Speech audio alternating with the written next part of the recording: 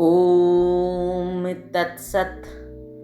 গুরু মহাত্মাদের চরণে প্রণাম জানিয়ে আজ শোনাতে চলেছি জ্ঞানগঞ্জ রহস্য।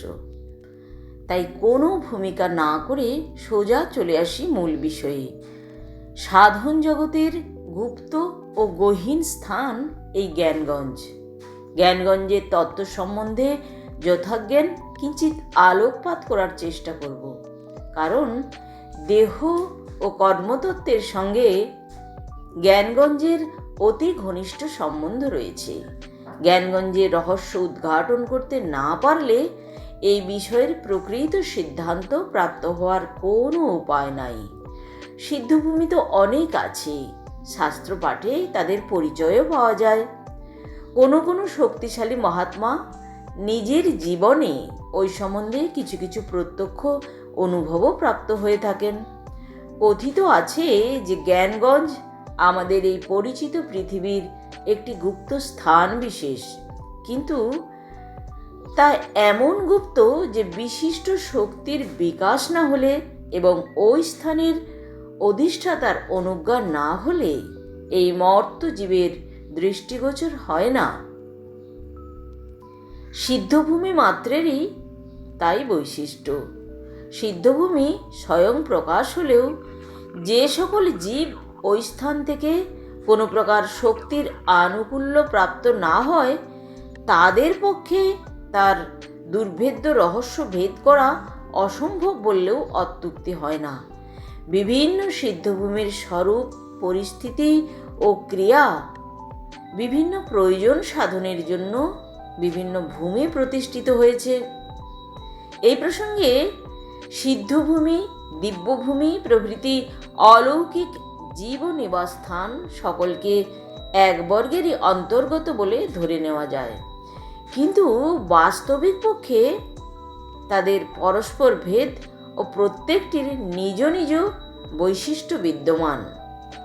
গোলকধাম, নিত্য বৃন্দাবন, কৈলাস, নিত্য সাকেত প্রভৃতি স্থানের মহত্ব বিভিন্ন প্রকার। এই জাতীয় বিশিষ্ট স্থান মায়িক জগতে বিভিন্ন স্তরে বহু রয়েছে, মায়ার ঊর্ধ্বেও রয়েছে।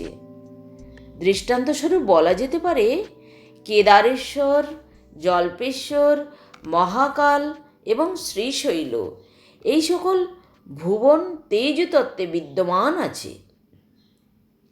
উহারই অংশ অবলম্বন করে যোগীগণ পৃথিবীতে অর্থাৎ ভারতবর্ষে ওই সকল নাম দিয়ে তীর্থ স্থাপন করেছেন।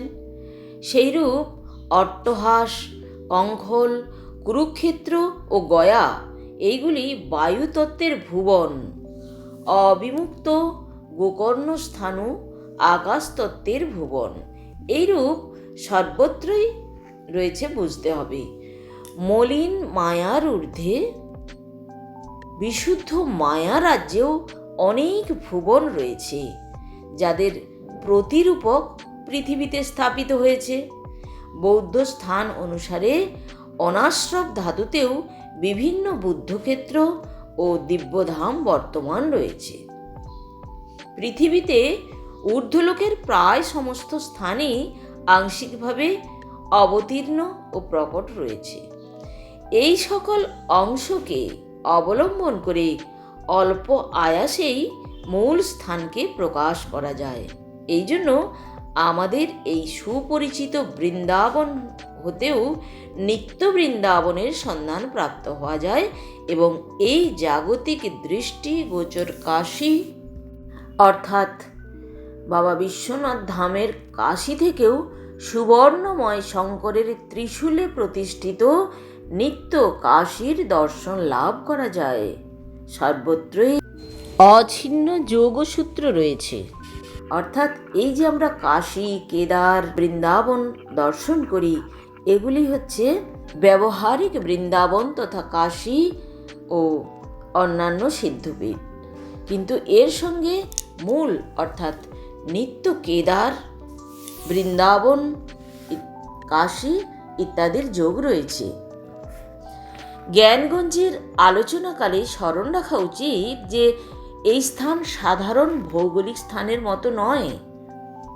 যদিও এটি গুপ্তভাবে ভূপৃষ্ঠে বিদ্যমান, তথাপি এর প্রকৃত স্বরূপ বহু দূরে। প্রকৃত যোগী ভিন্ন এই স্থানের সন্ধান কেউ পায় না। এতে প্রবেশ লাভ তো দূরের কথা, তবে অধিকারীগণের অনুগ্রহ হলে এই জগতের সাধারণ মানুষও সেখানে যেতে সমর্থ হয়। ভৌম জ্ঞানগঞ্জ কৈলাসের পরে এবং ঊর্ধ্বে অবস্থিত, কিন্তু তাহলেও তা সাধারণ পর্যটকের গতিবিধির অতীত। জ্ঞানগঞ্জ, রাজরাজেশ্বরী মঠ এবং পরম গুরুদেবের, অর্থাৎ এক্ষেত্রে পরম গুরুদেব বলতে মহাতপা মুনির কথা বলা হয়েছে, পরবর্তীকালে তাঁর বিষয়েও আসব।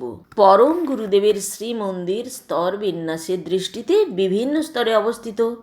জ্ঞানগঞ্জই সকলের নিম্ন স্তর, রাজরাজেশ্বরী মঠ হল মধ্যস্তর এবং পরম গুরু মহাতপার স্থান হল সর্বোচ্চ।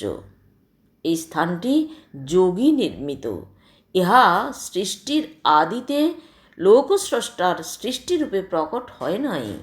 ধ্রুবলোক যেমন সাধক বিশেষের তপস্যার ফলে কাল বিশেষে প্রকট হয়েছে, গোলক যেমন শ্রীকৃষ্ণের ভূপৃষ্ঠে অবতরণের সঙ্গে সংশ্লিষ্ট উচ্চতম নিত্যধাম, আর সুখাবতী যেমন অনাশ্রব ধাতুতে অমিতাভ বুদ্ধের বিশুদ্ধ শক্তির প্রভাবে প্রতিষ্ঠিত, জ্ঞানগঞ্জ তেমনি যোগী বিশেষের তীব্রতম যোগ সাধনার প্রভাবে বিশ্ব কল্যাণের মহালক্ষ্য পূর্ণ করবার উদ্দেশ্যে রচিত হয়েছে। বস্তুত নিত্য হয়েও তা নিমিত্ত যোগে প্রকট হয়েছে। ব্রাহ্মী সৃষ্টির সহিত তার ঘনিষ্ঠ সম্বন্ধ আছে। এই সম্বন্ধটি কি, তার আলোচনাই দেহকর্মের তত্ত্ব আলোচনা। এইবার সেই কথাই সংক্ষেপে কিছু বলতে ইচ্ছা করি। কর্মের অসংখ্য প্রকারভেদ আছে, তা এখানে তেমন আলোচ্য নয়, তবে আমরা এখানে শুধু সাধক ও যোগীর কর্ম সম্বন্ধে আলোচনা করব। যারা সাধক নন, যোগীও নন, তাহাদের কর্মে আলোচনা বর্তমান প্রবন্ধের উদ্দেশ্য নয়, কিন্তু শুনতে শুনতে যদি তাদের ইচ্ছে হয় তবে অবশ্যই তাঁরাও এই পর্যায়ে অন্তর্ভুক্ত হবেন। জন্ম মৃত্যুর অতীত হওয়া সাধকের একমাত্র লক্ষ্য। প্রাচীন বৌদ্ধ সম্প্রদায়ে শ্রাবকদের যে স্থান, আমাদের আলোচনার ক্ষেত্রে সাধুদিগের স্থানও কতটা তাহারই অনুরূপ। সাধক জ্ঞানপ্রাপ্ত হয় এবং সেই জ্ঞানের অনলে তথা আগুনে অশুদ্ধ বাসনা দগ্ধ করে মায়িক উৎপত্তির মূল বীজ দগ্ধ করতে সমর্থ হয়। ফলে সে জন্ম মরণের অতীত কৈবল্য স্থিতির মতন স্থিতি প্রাপ্ত হয়। এই অবস্থা প্রাপ্ত হলে তার আর পতন হয় না, কিন্তু সে আর ঊর্ধ্বেও উঠতে পারে না এবং পূর্ণ ভগবত্তার পথে অগ্রসর হতে পারে না। সাধকের লক্ষ্যও যেমন ক্ষুদ্র, সেই সঙ্গে আধারও তেমনি ক্ষুদ্র। সে গুরুর তীব্র শক্তি ধারণ করতে পারে না, তাই গুরু তাকে তার সামর্থ্য অনুরূপ জ্ঞানই প্রদান করে থাকেন। এবার চলে আসি সাধক ও যোগীর স্বরূপ ও ক্রিয়াভেদ সম্পর্কে। সেটা একটু সংক্ষেপে বলবার চেষ্টা করব। কিন্তু সকল যোগী আবার এক প্রকার নয়। যোগীর সামান্য লক্ষণ যোগীতেই বিদ্যমান থাকে, এটা সত্য, কিন্তু লক্ষ্যগত তারতম্যও তার মধ্যে রয়েছে। এই দৃষ্টি অনুসারে যোগীকে খণ্ড ও অখণ্ড দুই ভাগে ভাগ করা যায়। যেমন খণ্ডযোগীও খণ্ড ও মহাখণ্ড এই দুই ভাগে বিভক্ত। এই বিভাগের ফলে খণ্ড, মহাখণ্ড ও অখণ্ড এই তিন প্রকার যোগীর তত্ত্ব আমাদের এখন আলোচনার বিষয়। খণ্ডযোগী এমন একটি উচ্চ আদর্শকে লক্ষ্য করে যোগমার্গে অগ্রসর হয়, যাহা চিদাকাশের ঊর্ধ্বে প্রতিষ্ঠিত। যে চিদাকাশ সাধকের কর্মসমাপ্তির স্থান বলে পরম লক্ষ্য তাকে ভেদ করতে না পারলে এই যোগীর লক্ষ্যস্থানে উপনীত হওয়া সম্ভব নয়। এটি এতই অর্থাৎ অতি উচ্চাবস্থা এবং জাগতিক দৃষ্টি অনুসারে পরমেশ্বরত্ব এই ভূমিতেই প্রতিষ্ঠিত। খণ্ডযোগের লক্ষ্য কর্ম প্রভাবে এই ভূমি প্রাপ্ত হওয়া যায়। আমরা মহাখণ্ড ও অখণ্ড যোগের কথা এটি পরে আলোচনায় আসব। আপাতত খণ্ডযোগের রহস্য সম্পর্কে কিঞ্চিত বর্ণনা করি। খণ্ডযোগের লক্ষ্য যে যোগভূমি, তাহা যোগ দীক্ষা প্রাপ্ত না হলে প্রাপ্ত হতে পারা যায় না, কারণ দীক্ষার পর কর্মের অভিব্যক্তি আবশ্যক। দীক্ষা দ্বারা ওই ভূমি প্রাপ্ত হওয়ার অধিকার বীজ হৃদয়ে নিহিত হয়, কিন্তু ওই বীজকে অঙ্কুরিত করিয়া বৃক্ষরূপে পরিণত করিয়া পুষ্প ফলরূপে প্রকাশিত করা যোগকর্মের অধীন।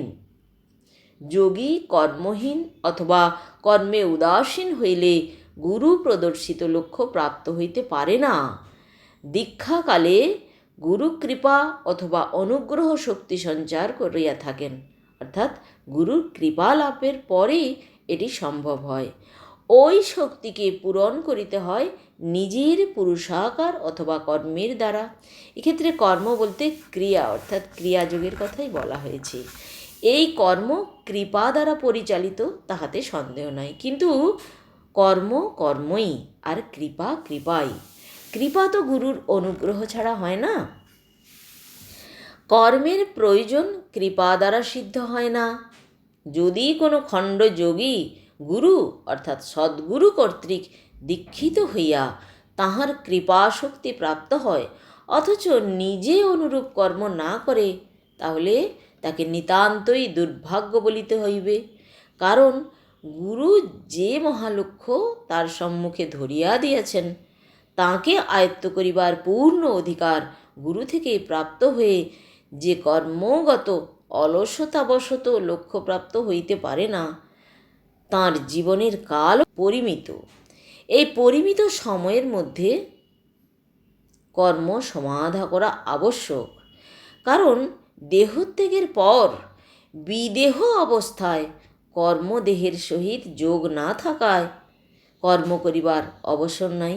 অর্থাৎ যা কিছু কর্ম করতে হবে আমাদের এই দেহে থাকাকালীন, দেহ যখন চলে যায় অর্থাৎ বিদেহ হয়, সেই আত্মা তো আর কোনো কর্ম করতে পারে না এবং যোগপথের অগ্রগতি তখন স্তম্ভিত হয়ে পড়ে।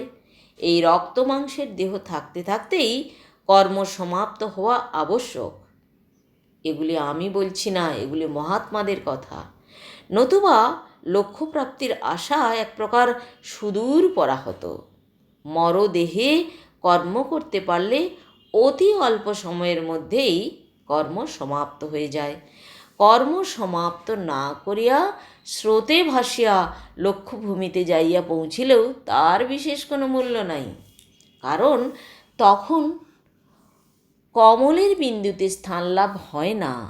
দলে আপন যোগ্যতা অনুসারে স্থান প্রাপ্তি হয়, কিন্তু দলে মানে কমল দল, মানে পদ্মের দল, মানে পাপড়িতে স্থান হয়, বিন্দুতে স্থান হয় না। কিন্তু সাধারণত দলে বসিবার অধিকারও কিন্তু কঠিন। দলের বাইরে জ্যোতির মধ্যে ডুবিয়া থাকিতে হয়। কিন্তু যোগী গুরু শিষ্যকে যোগ দীক্ষা দেবার পর তাহাকে আশ্রয়স্বরূপ আসন দান করিয়া থাকেন। এই আসন দান একটি রহস্যময় ব্যাপার।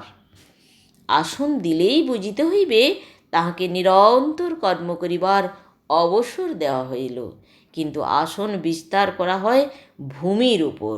তাই যেমন আমরা মাটির উপর আসন বিছাই, তেমনি এক্ষেত্রে রূপকে ব্যবহার করা হয়েছে যোগভূমি। কেমন? তাই গুরুকে আসন দানের সঙ্গে সঙ্গে আসন বিছাইবার জন্য ভূমিও দান করিতে হয়। কিন্তু এই ভূমি কোথায়? এবার সেটি জানব। যোগী শিষ্য যখন আসন প্রাপ্ত হইয়াছে, তখন বুঝিতে হইবে যে দেহত্যাগের পরেও তাহার আত্মিক সত্তা নিরালম্ব অবস্থায় উড্ডীনভাবে বিদ্যমান থাকিবে না। উহা ভূমিতে বসিবার অবসর প্রাপ্ত হইবে এই ভূমিতে নিজ নিজ আসনে উপবিষ্ট হইয়া তাহাকে কর্ম করিতে হইবে।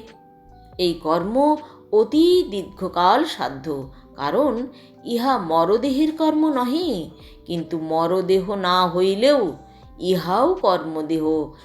যদিও এই কর্মদেহে ক্ষিপ্রবেগে কর্ম সিদ্ধ হয় না, যোগী শিষ্য মৃত্যুর পর অবশিষ্ট কর্ম সম্পাদন করিবার জন্য যে বিশুদ্ধ ব্যাপক ভূখণ্ড প্রাপ্ত হয়, তাহাকে গুরুধাম বলা হইয়া থাকে।